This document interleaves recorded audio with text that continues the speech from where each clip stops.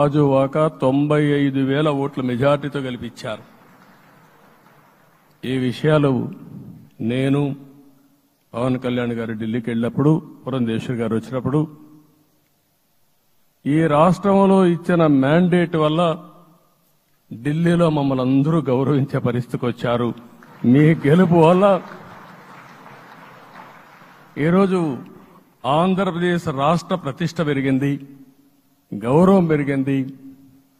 మనకు కూడా గౌరవం పెంచుకునే పరిస్థితికి వచ్చాం. అయితే ఇక్కడ ఒక విషయం మనం గుర్తుపెట్టుకోవాల్సింది, ఎంపిక చేసినప్పుడు అన్ని విషయాలు మేము కూలంకుషంగా ఆలోచించాం. ఏ సీటు ఏ అభ్యర్థులు ఏ పార్టీ తీసుకుంటే గెలుస్తారో ఆలోచించాం. ఒకసారి అవి నేను చాలాసార్లు చూసినప్పుడు సీట్ల ఎంపికలో చాలా సమస్యలు వచ్చేటివి. మొట్టమొదటిసారిగా మొన్న ఎంపికల్లో కూడా చిన్న చిన్న సమస్యలు తప్ప ఎక్కడ పెద్ద సమస్యలు రాలేదు. అంటే మేమందరం కూడా ఒకటి ఆలోచించాం, గెలిపే ధ్యేయంగా పనిచేయాలి. కాబట్టి ఏ సీట్లో ఎవరు సీట్ ఇస్తే వాళ్ళు గెలుస్తారో ఆ సీట్లే ఇచ్చాం. అదే సమయంలో సీట్లు ఇచ్చిన తర్వాత ప్రతి ఒక్కరూ గౌరవించి గెలిపించే బాధ్యతకు వచ్చారు. ఇంకొక పక్కన ఈరోజు మిమ్మల్ని అందరినీ ఇప్పుడే పవన్ కళ్యాణ్ గారు చెప్పినట్టు వారి యొక్క సమయ స్ఫూర్తిని నేను ఎప్పుడూ మర్చిపోలేను.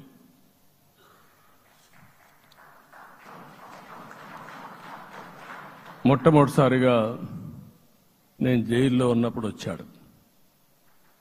వచ్చినప్పుడు నన్ను పరామర్శించాడు. బయట వచ్చి ఈ రాష్ట్రం అంత మునుపు చెప్పినా, అంత మునుపు అనేక సందర్భాల్లో ప్రభుత్వ వ్యతిరేక ఓటు చీలకూడదని చెప్పారు. కానీ నన్ను చూసి బయటికి వెళ్ళిన తర్వాత ఈరోజు తెలుగుదేశం జనసేన పొత్తు పెట్టుకుంటున్నామని చెప్పిన మొదటి వ్యక్తి పవన్ కళ్యాణ్ గారు. అప్పటికే బీజేపీతో పొత్తుంది. అయితే ఒక మాట చెప్పాడు, బీజేపీతో పొత్తుంది, బీజేపీ తెలుగుదేశం జనసేన 3 పార్టీలు కలిసి పోటీ చేస్తామని కూడా చెప్పి మళ్లీ ఆ ప్రయత్నం చేసి కడాన రాష్ట్ర ప్రయోజనాల దృష్ట్యా బీజేపీ తెలుగుదేశం జనసేన పొత్తు పెట్టుకున్నాం. మనస్ఫూర్తిగా ఆయన అభినందిస్తున్నా. ఆ రోజటి నుంచి ఎలాంటి పొరపక్షాలు లేకుండా కలిసి పనిచేశారు. మాకు కొన్ని అనుమానాలు ఉండేటివి, ఓటు ట్రాన్స్ఫర్ అవుతుందా లేదా,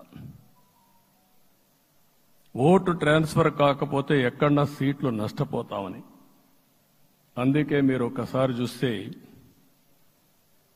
ఎన్నికలు మొత్తం సెట్ అయింది, నామినేషన్స్ వేసాం, ముందుకెళ్ళాం. అదే సమయంలో మొట్టమొదటిసారిగా కొవ్వూరులో 3 పార్టీల నాయకులు కలిసి, నేను, పవన్ కళ్యాణ్ గారు, పురంధేశ్వరి గారు ముగ్గురం కలిసి ఫస్ట్ మీటింగ్ అడ్రస్ చేశాం. అక్కడి నుంచి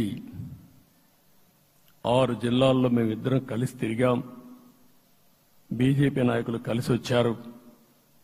ఆ తర్వాత మొట్టమొదటిసారిగా అమిత్ షా గారు ఏదైతే అనంతపూర్లో ధర్మవరం కాన్స్టిట్యున్సీకి వచ్చారు. నేను మొన్న నేషనల్ మీటింగ్లో కూడా చెప్పాను.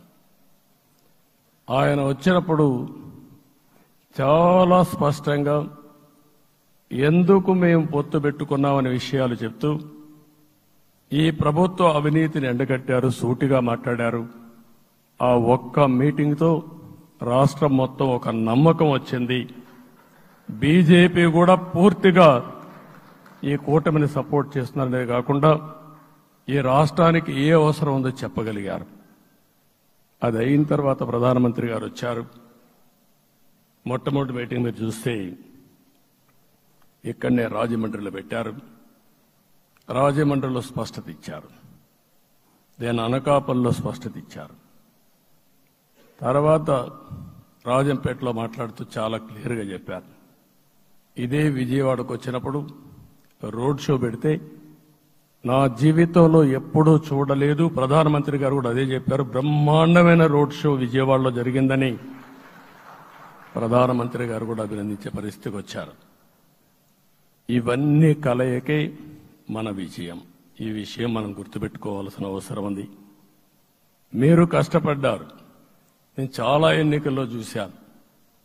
అందరూ అభ్యర్థులు కూడా ఈ ఎన్నికల్లో కష్టపడిన విధానం కానీ ఇంత కష్టం నేను ఎప్పుడూ చూడలేదు. ఒక్క మాటలో చెప్పాలంటే ప్రతి ఒక్కరూ మనసు పెట్టి పనిచేశారు. అందుకే ఈ గెలుపు వచ్చిందని చెప్పి కూడా నేను మీకు తెలియజేస్తున్నా.